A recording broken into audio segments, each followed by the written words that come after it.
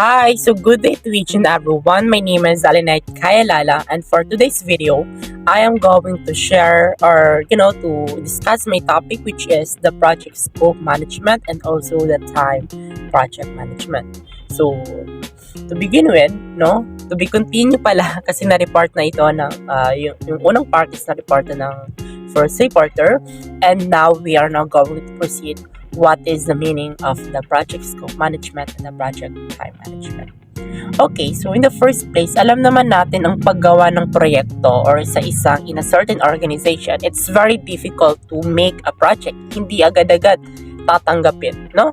So, sa the project scope management is dito natin makikita yung pag-control ng isang project kung hanggang saan yung limit ng paggawa or yung mga beneficiary, let's say. So, dito din malalaman natin yung ano nga ba yung tamang pagpaplano pag ginagawa natin yung project, no? Kasi hindi naman agad-agad tatanggapin ng ating manager. Halimbawa, may naisip akong gusto ko gumawa ng project.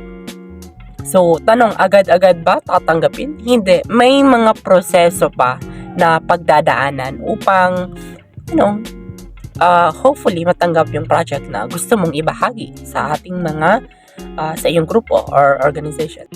Okay, so kung makikita nyo sa picture, sinabi ko dyan, huwag pa dalos-dalos. Totoo naman talaga kasi hindi dapat lahat ng bagay minamadali. Kasi dapat may masinsinang may masinsinang proseso para upang gawin yung project na yun, no?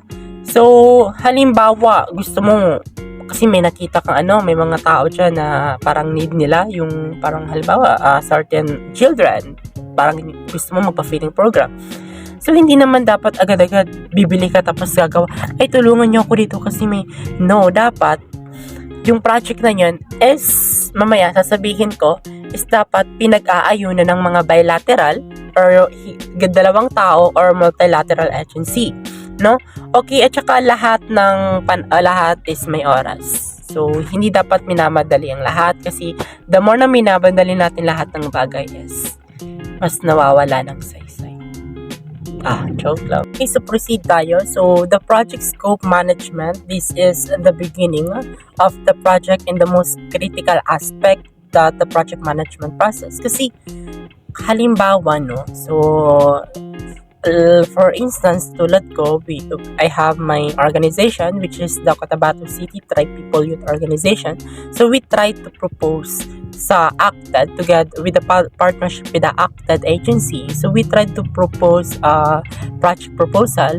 Yung iKwento, alhamdulillah, tinanggap naman ito. Pero, bago ito tinanggap, parang sa una pa lang, inahasa na talaga kung para saan yung project na yun. So, may mga interview na ginanap.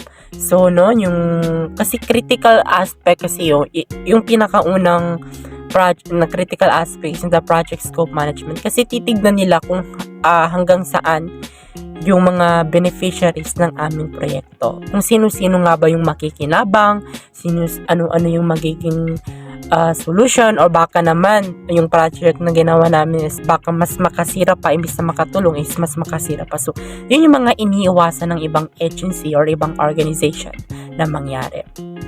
So, the project manager need to ensure that the project proposal is prepared, no? So, yun tulad ng sabi ko kanina, bilang isang project manager, it's very important to really see na parang yung project proposal na hinihanda is well prepared talaga. Parang alam kung saan yung limit, alam ng tao na yun or nagpasa ng proposal na yun kung ano yung ginagawa niya at ano yung gagawin niya at ano yung mga tasks na dapat na mabuo, no? So, in most special projects supported by bilateral. So, hindi naman dapat na gagawa ka ng project is gusto mo lang, na hindi ka nagpapacheck sa iba mong peers or iba mong organization, no?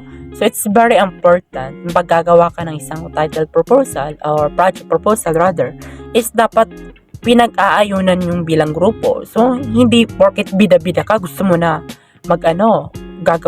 gagawa ko ng project kasi kaya ko naman. Hindi pwede yun. So, hindi yun basta-basta tatanggapin ng project manager. So, dapat pinag-aayunan agree or may tinatawag tayong multilateral agency, as halimbawa lahat ng organization ay agree ako dyan, maganda yan, no? Kasi kaya mahalagang pinag-aayunan kasi at the end of the day walang magsisisihan kasi lahat naman kayo may gusto ng project na yan. Tama, mali? Tama.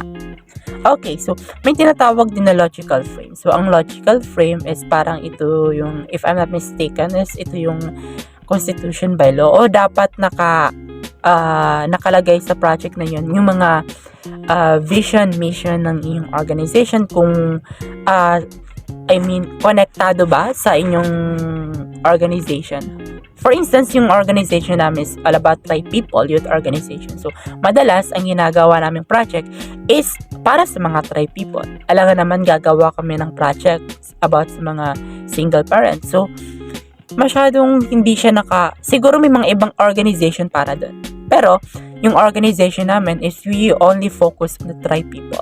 Okay, so ang sabi dyan, the log frame gradually require detailed thinking to cover. So, pag sinabi natin deep thinking to cover, ito yung masusing pagsusuri at pagpaplano ng bawat bahagi ng logical frame sa isang project, no? At saka also, this is usually done through the participation of major stakeholders. So, sino-sino nga ba yung mga major stakeholders? Especially yung mga beneficiaries na makikinabang. Lahat naman tayo makikinabang. Pero, especially mga local government unit. So, halimbawa na lang sa amin, before namin ipinapropose, halimbawa, natanggap yung project. So, need namin pumunta sa mga LGU para makipag-coordinate, para mas maging epektibo yung project na gagawin natin. Halimbawa, yung tulad nga ng Thai People Youth Organization. So, nakipag-coordinate kami sa mga especially sa SK German ng isang barangay na yun para mas mapadali na mahanap namin yung mga beneficiaries na suitable sa aming project. So, ang logical frame pala is naglalaman ng mga detalye tungkol sa kung paano gagawin ang isang project, ano yung mga hakbang sa proyekto at paano ito makaka-apekto sa pangmatagalang layunin. So, yun yung nilalaman ng logical frame, yung mga hakbang, yung mga activities, mga insights ng isang project.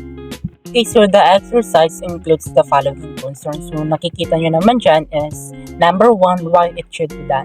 So, kailangan talagang itanong, bakit ginagawa ang project na ito? For personal interest? Para makakuha ng malaking budget? Joke lang. But, it happens in the reality. No? So, kaya it's very important na sinusuri talaga. Ito yung dapat na ginagawa yung what are the possibilities for mistake. Kasi hindi naman lahat perfect. So ano nga ba dapat yung mga possible na magiging epekto ng project na yon, no? So pinag-uusapan yan ng mga major stakeholders. So what are the checking mechanism are in place to ensure that the achievements within the project plan can be measured. So halimbawa, ano nga ba yung mga ginagawa or ginawa ng mga checking mechanism? Halimbawa, may mga beneficiaries ba? Malay mo naman, gagawa ko ng project. Wala pala. So, kailangan ba talaga nila yung project na yun ng isang community? Kasi baka naman hindi pala nila kailangan, iba pala yung kailangan nila. So, dapat chine-check talaga ng mabuti kung ang project na yun is suitable sa mga beneficiaries na pagbibigyan or kailangan ng community. Kasi halimbawa for the budget lang naman yung purpose para makakuha ng project, bili ng ganun. No, kasi mahirap mag-liquidate, no? Isa sa mga pinakmahirap is yung liquidation na tinatawag. Kasi dapat buo yung kung ano yung nilagay mo sa papel, yun dapat yung makikita na resibo, no? Naintindihan? I hope hindi masyado mabilis. Okay, so the first step in the process to conduct a background analysis is especially to know and respond the following issues. So, before tayo magka-conduct ng project, no, syempre, tatanungin mo muna why the problem exists. Bakit yung problema na yun? Wala na bang nakagawa na iba? So, dapat tanungin mo muna rin yung sarili mo. Kasi mali mo, baka yung project mo na pinopose, project nyo pala is may nakagawa na.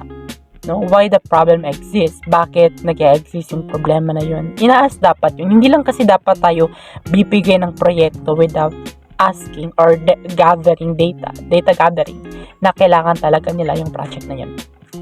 Number 2 dyan is what led to the problem. So ano nga ba yung naging tawag dito? Ano nga ba yung naging puno ng problema na yun? No? Ano nga yung naging dahilan? Bakit nagkaroon ng problema? Sino ang dapat sisihin? Gobyerno? It can be. So, no? Okay, so number 3, why it is necessary to have a project and to address the problem. So, bakit mahalaga magkaroon ng project? Sa dinami-dami ng community, bakit doon? Syempre, nakita kayong issue. You want to help. No? And who will be benefits from the project? So, sino nga ba yung makikinabang? Kayo ba? O yung mga tao? Dapat tinatanong nyo sa sarili nyo. Kasi malay mo, gusto nyo lang pala magkaroon ng project kasi para magkaroon ng project. Pag may project, may budget. No? So, isa yun sa mga inaas. So, hindi talaga madali gagawa ng project or gumawa ng project. Kasi madaming process. It is considered a systematic process. Sabi nga nila. No?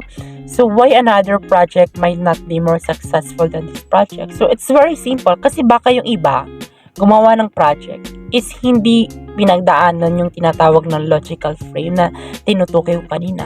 So, baka hindi nila masyadong binususi yung proyekto na gagawin nila. Baka, ay okay, for the personal interest lang yan. So, baka, yun. So, number 5 is why your organization should be the one to tackle the project. Sino pa ba?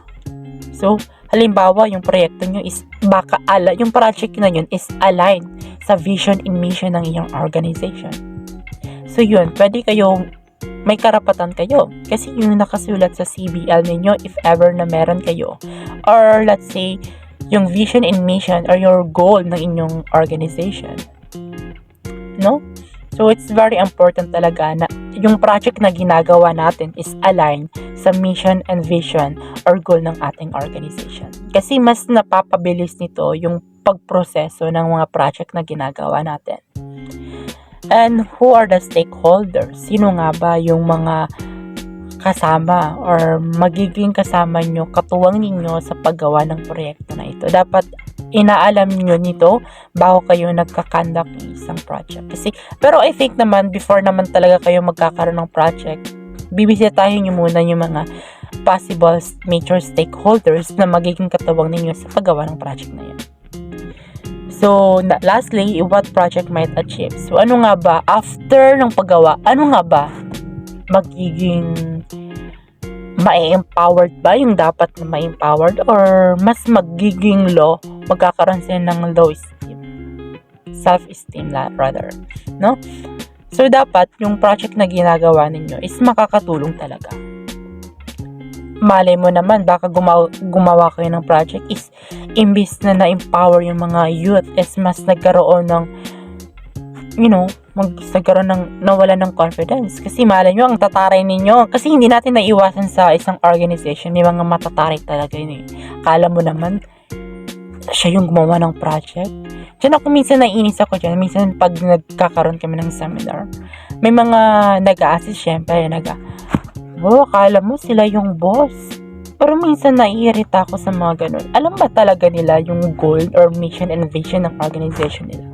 So, advice ko lang sa inyo guys, pag gagawa kayo ng project, pag ikinakandak nyo ito, you should always be polite to your mga participants or beneficiary. Kasi, kaya kayo nandyan is to help other people, hindi para magpagwapo, magpaganda. Kasi kung magpapaganda, bedon ka na lang sa parlor. No? So, dapat, alam natin, kaya nga naniniwala ako dapat yung sa mga organization is dapat mas nahasa yung mga social work student. Kasi we are aligned to, sa mindset na we really want to help other people who are in need.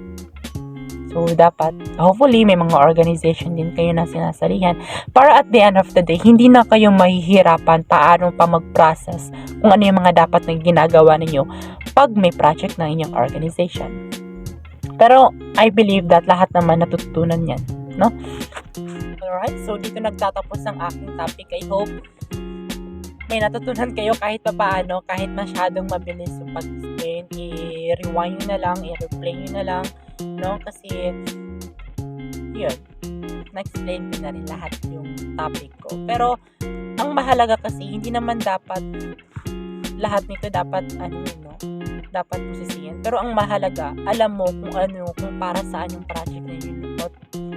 Nakakatulong ba ito or hindi? Kasi kung hindi ito nakakatulong, is huwag na i-continue yung project na pinopropose nyo. Pero kung naniniwala kayo sa sarili nyo na yung project na yun is nakakatulong, is go, push mo yan. Okay, so again, my name is Ainay Kayalala and this is the end of my topic. Bye!